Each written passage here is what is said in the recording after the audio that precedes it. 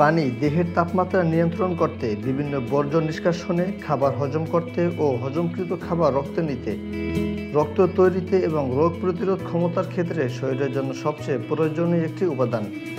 তাই আমাদের সবার অবশ্যই প্রতিদিন নিয়ম মেনে পানি পান করার অভ্যাস করতে হবে। আমাদের দেহের মূল চালিকা শক্তি হলো পানি। প্রতিদিন আমাদের যে পরিমাণ ক্যালোরি খরচ হয় এর ৮০ ভাগই পূরণ করে দেয় এ পানি। আবার কোনো কারণে যদি শরীরের কোনো অঙ্গে ২ ভাগেরও কম পানির অভাব দেখা যায়, সেক্ষেত্রে আমাদের ডিহাইড্রেশন সহ তাৎক্ষণিকভাবে হিট স্ট্রোকও হতে পারে। আমাদের শরীরে প্রতিটি ক্ষেত্রে প্রয়োজন করে এ পানির।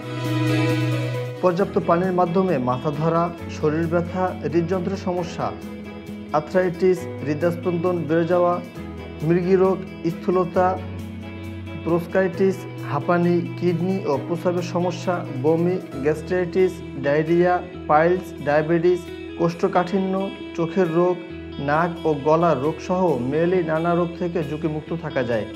ব্রিটিশ ডায়াবেটিস অ্যাসোসিয়েশনের মতে সুস্থ থাকার জন্য আমাদের প্রতিদিন ২.৫ লিটার পানি পান করা উচিত।